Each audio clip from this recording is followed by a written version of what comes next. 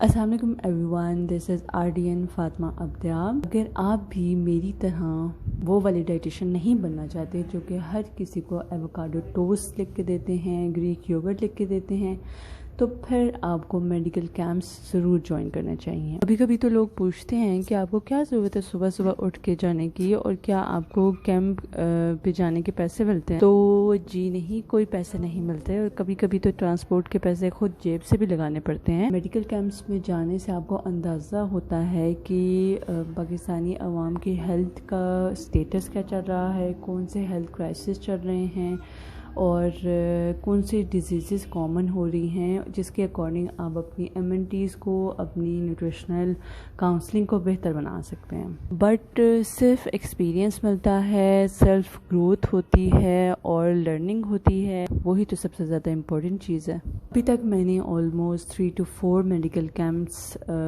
کیے ہیں different areas میں، چارسدار، ترناب، اور یہ جو کیمپ تھا یہ راولپنڈی میں تھا، ایک اسکول میں آرگنائز کیا گیا تھا۔ The high light of this camp was کہ میرے ٹیبل پہ اراؤنڈ کچھ سیٹ اپ کرنے کے لیے بہت ساری چیزیں تھیں جو نیو انٹروڈیوس میں نے کروایا تھا ٹول یہاں پہ، that was fat composition monitor. اس کو ہم BFCA بھی کہتے ہیں، باڈی فیٹ کمپوزیشن انالیسس، جس میں ہائٹ، ویٹ، ایج انٹر کرنے کے بعد آپ کا باڈی فیٹ کیلکولیٹ ہوتا ہے۔ اگر آپ اوبیس ہیں تو اوبیسٹی کی ٹائپ آتی ہے، اور سیکنڈلی آپ کی اوور کیلوری انٹیک یا اوور باڈی فیٹ یا ویسل فیٹ آتا ہے۔ اس کے بعد پھر آہستہ آہستہ پیشنٹس آنے شروع ہوئے تھے، اور میں نے اپنا ٹیبل اچھے سے سیٹ کر لیا تھا۔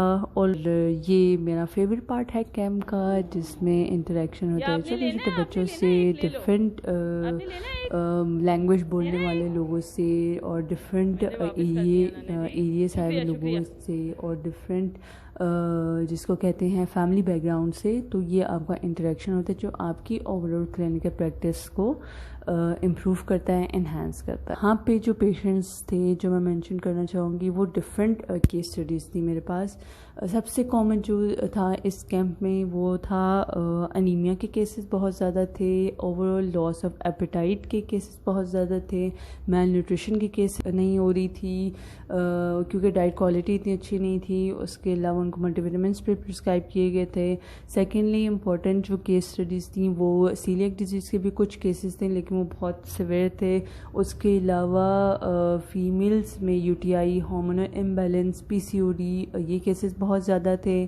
میلز میں ایز یو نو ڈائبٹیز کے کیسز بہت زیادہ تھے، ہارٹ ڈیزیز، ہائپر ٹینشن کے کیسز بہت زیادہ تھے۔ یہ سب وائنڈ اپ کرنے کے بعد ہم لوگوں نے افطاری کی تھی، اور اس کے بعد ہم سب نے مل کے نماز پڑھی، اور یہ تھا آج کا میڈیکل کیمپ۔ تو یہ تھا اس ایئر کا میرا میڈیکل کیمپ۔ میڈیکل کیمپ پہ جانے کا ڈرا بیک یہ ہے کہ ایک تو آپ اتنی جلدی جلدی کو دیکھتے ہیں، اور دوسرا آپ ان کو پراپرلی سب لکھ کے نہیں دے سکتے، یا پراپرلی ان کو ڈیٹیل میں نہیں بتا سکتے۔ لیکن پھر یہی تو پوائنٹ ہے کہ آپ اپنی اس within the time frame میں رہتے ہوئے پیشنٹ کو کاؤنسل کر سکیں، تو یہ امپریسو پوائنٹ ہے۔ اور میڈیکل کیمپ کا ڈرا بیک جو ہے وہ یہ ہے کہ سب لوگ جو ہیں وہ میڈیسنس کے لیے آتے ہیں، فری میڈیسنس کے لیے۔ آپ ان کو بولو کہ آپ آئرن کے لیے یا اوور باڈی گروتھ کے لیے آپ یہ چیز کھا لیں، لیکن وہ کہیں گے نہیں، یہ تو آپ نے ڈائٹ کا تو بتا دیا، آپ نے یہ تو آپ نے مجھے بتا دیا پرہیز کیا کرنا ہے، لیکن اب آپ مجھے نا کوئی میڈیسن بھی لکھ کے دیں۔ دیٹس آل فار ٹوڈے، ملتے ہیں نیکسٹ ویڈیو کے ساتھ۔